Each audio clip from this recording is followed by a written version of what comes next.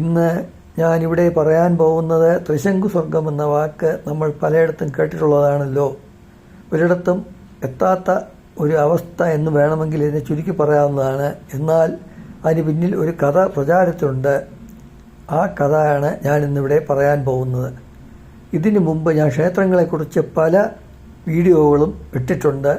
ഇനിയും ക്ഷേത്ര സംബന്ധമായ വീഡിയോകൾ ഇടുന്നുണ്ട്. ക്ഷേത്രത്തിൻ്റെ വീഡിയോകൾ കാണാത്തവരുണ്ടെങ്കിൽ ലൈക്ക്, സബ്സ്ക്രൈബ് എന്നിവ ചെയ്യുക.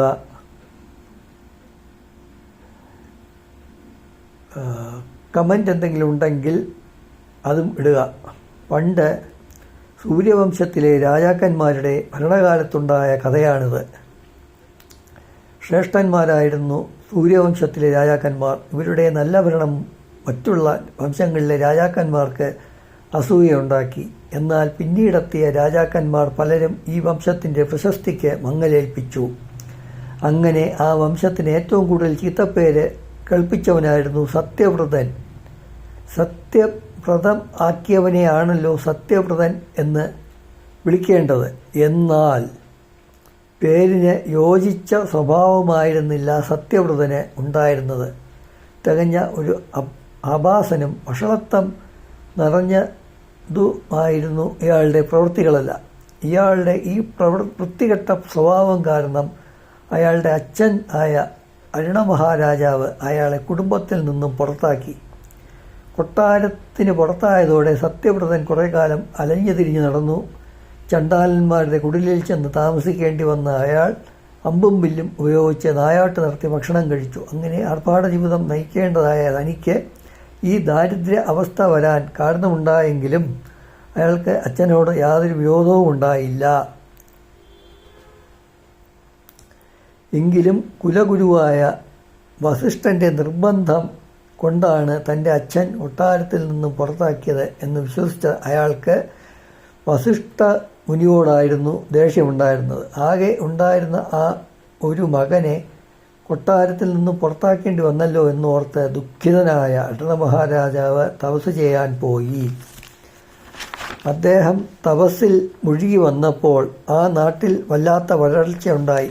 ആ ഒരു കുട്ടിയെ കഷ്ടപ്പെടുത്തിയ രാജാവിനെ ശിക്ഷിക്കണമെന്ന് തീരുമാനിച്ച ഇന്ദ്രൻ 12 കൊല്ലം ആ നാട്ടിൽ മഴ പെയ്യിച്ചില്ല.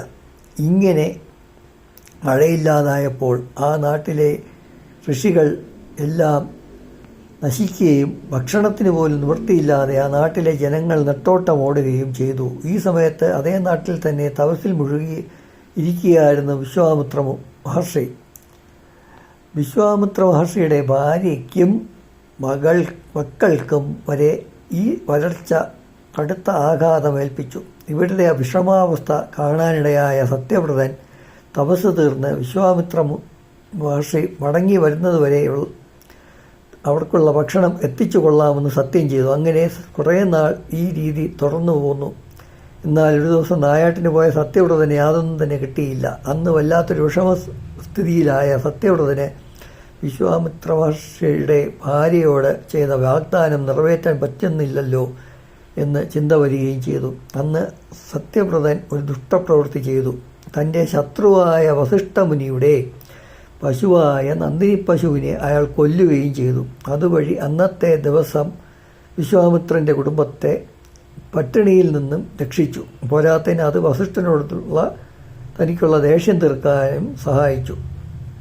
അന്ന് രാത്രി ഏറെ വൈകിട്ടും തൻ്റെ നന്ദിനി പശുവിനെ കാണാതായപ്പോൾ വസിഷ്ഠമുനി അതിനെ അന്വേഷിച്ചിറങ്ങുകയും ചെയ്തു. എന്നാൽ കുറച്ചു സമയം കഴിഞ്ഞപ്പോൾ നന്ദിനി പശുവിനെ സത്യവ്രതൻ കൊന്നതാണെന്ന് മുനിക്ക് മനസ്സിലായി. അപ്പോൾ വസിഷ്ഠമുനി കോപത്താൽ സത്യവ്രതനെ ശപിച്ചു. ആദ്യമായി ബ്രാഹ്മണ സ്ത്രീയിൽ നിന്നും, രണ്ടാമതായി പിതാവിൽ നിന്നും, മൂന്നാമതായി ഗോവധം ചെയ്തതുകൊണ്ട് ആ പശുവിൽ നിന്നും ശാപം ലഭിച്ച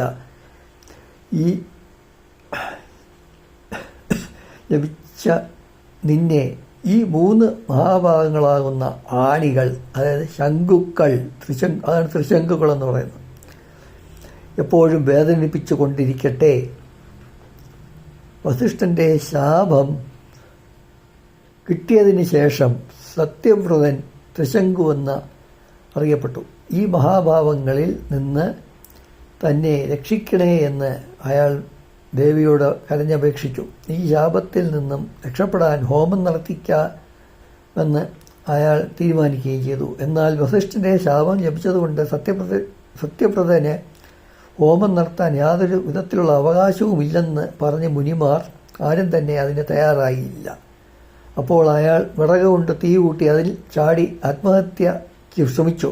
എന്നാൽ ദേവി ഉടൻ അവൻ്റെ മുന്നിൽ പ്രത്യക്ഷപ്പെടുകയും ആത്മഹത്യയിൽ നിന്ന് അവനെ പിന്തിരിപ്പിക്കുകയും ചെയ്തു. എന്നിട്ട് അവനോട് ഇങ്ങനെ പറയുകയും ചെയ്തു: നിന്റെ അച്ഛൻ മറ്റന്നാൾ സന്യസിക്കുവാനായി കാട്ടിലേക്ക് പോവുകയാണ്. അപ്പോൾ നിന്റെ പിതാവ് അയക്കുന്ന മന്ത്രിമാർ വന്ന് നിന്നെ കൂട്ടിക്കൊണ്ടുപോകും. നിന്നെ രാജാവാക്കിയിട്ട് നിന്റെ പിതാവ് ബ്രഹ്മലോകത്തേക്ക് പോകുമെന്ന് നിശ്ചയം. ഇത് കേട്ട് സത്യവ്രതന് ആത്മഹത്യാശ്രമം ഉപേക്ഷിക്കേണ്ടി വന്നു. അതിനുശേഷം 1-2 ദിവസങ്ങൾക്കകം അയാൾ പിതാവ് അയാളെ അടുത്തെത്തുകയും പിതാവ് അയാളെ സന്തോഷപൂർവ്വം രാജാവായി അഭിഷേകം ചെയ്യുകയും ചെയ്തു. പിന്നീട് സത്യവ്രതൻ നീതിമാനും ധർമ്മിഷ്ഠനുമായ ഒരു രാജാവായിട്ടാണ് ഭരണം നടത്തിയത്. ഇതിനിങ്ങനെ കുറച്ചു കാലം നാട് ഭരിച്ച ശേഷം അയാൾ മകനായ ഹരിശ്ചന്ദ്രനെ യുവരാജാവാക്കി. എന്നിട്ട് വാനപ്രസ്ഥത്തിന് പോയ അദ്ദേഹത്തിന് ഉടലോടുകൂടി സ്വർഗത്തിൽ പോകണം എന്ന് വല്ലാത്തൊരു ആഗ്രഹവുമുണ്ടായി. അത് സാധ്യമായ കാര്യമല്ലെന്ന് അയോധ്യ രാജവംശത്തിൻ്റെ കുലഗുരുവായ വസിഷ്ഠമുനി പറയുകയും കൂടി ചെയ്തപ്പോൾ സത്യവ്രതൻ മുനിയോട് വഴക്കിടുകയും ചെയ്തു. അപ്പോൾ വസിഷ്ഠമുനി പറഞ്ഞു: എന്നെ നിന്ദിച്ച നീ ഒരു ചണ്ടാലനായി പോകട്ടെ, കൂടാതെ മരിക്കുമ്പോൾ കിട്ടുവാന സ്വർഗം കൂടി നഷ്ടപ്പെടട്ടെ എന്ന് മറ്റൊരു ശാപവും കൂടി കൊടുത്തു. ഈ ശാപം ഏറ്റതോടുകൂടി ചണ്ടാലനായി മാറിയ സത്യവ്രതൻ കൊട്ടാരത്തിലേക്ക് പോകാതെ കാട്ടിൽ തന്നെ ജീവിച്ചു. അങ്ങനെ ആ കാട്ടിൽ ദേവീഭക്തനായിട്ടാണ് അദ്ദേഹം ജീവിച്ചത്. ആ സമയത്താണ് വിശ്വാമിത്ര മഹർഷി തപസ്സുമതിയാക്കി വീട്ടിലേക്ക് തിരിച്ചെത്തുന്നത്. സത്യവ്രതൻ്റെ ഇപ്പോഴത്തെ മോശപ്പെട്ട അവസ്ഥയെക്കുറിച്ച് മനസ്സിലാക്കിയ മഹർഷി അദ്ദേഹത്തെ സന്ദർശിച്ചു. മഹർഷിയെ കണ്ടപ്പോൾ കാൽക്കൽ വീണ് നമസ്കരിച്ച സത്യവ്രതനെ അദ്ദേഹം പിടിച്ചെഴുന്നേൽപ്പിച്ച് ആശ്വസിപ്പിച്ചു. എന്നിട്ട് സത്യവ്രതനെ ഉടലോടുകൂടി തന്നെ സ്വർഗത്തിലെത്തിക്കുന്നതിന് വേണ്ടി യാഗം ചെയ്യാമെന്ന് വിശ്വാമിത്ര മഹർഷി അദ്ദേഹത്തെ അറിയിക്കുകയും ചെയ്തു. അങ്ങനെ യാഗം തുടങ്ങി. ആ യാഗത്തിന് ശക്തി കൂടും തോറും സത്യവ്രതൻ പതുക്കെ സ്വർഗവാതിലിനടുക്കൽ വരെ എത്തി. ഏതോ ഒരുത്തൻ ജീവനോടുകൂടി സ്വർഗത്തിൽ ചെല്ലുന്നത് കണ്ട് ഇന്ദ്രഭഗവാൻ അയാളെ ഭൂമിയിലേക്ക് എടുത്തെറിഞ്ഞു. ഈ കാഴ്ച കണ്ട മഹർഷി സത്യവ്രതന് വേണ്ടി പുതിയൊരു സ്വർഗം സൃഷ്ടിക്കുവാൻ ആരംഭിച്ചു. അതായതാണ് ത്രിശങ്കു സ്വർഗം എന്ന പേരിൽ അറിയപ്പെടുന്നത്. അങ്ങനെ അപ്പോൾ അതിശക്തനായ വിശ്വാമിത്ര മഹർഷിയോട് മത്സരിക്കുന്നത് ഉചിതമല്ലെന്ന് മനസ്സിലാക്കിയ ഇന്ദ്രൻ ഉടൻ തന്നെ ഒരു സ്വർണ്ണ വിമാനത്തിൽ വന്ന് ഇപ്പോൾ സത്യവ്രതനെ ത്രിശങ്കു സ്വർഗത്തിൽ നിന്നും ശരിയായ സ്വർഗത്തേക്ക് കൂട്ടിക്കൊണ്ടുപോവുകയും ചെയ്തു. അങ്ങനെ ത്രിശങ്കു സ്വർഗത്തിൽ ആയിരുന്ന സത്യവ്രതൻ ശരിയായ സ്വർഗത്തിൽ തന്നെ എത്തിച്ചേരുകയും ചെയ്തു. ഇതാണ് സത്യവ്രതൻ്റെ കഥ.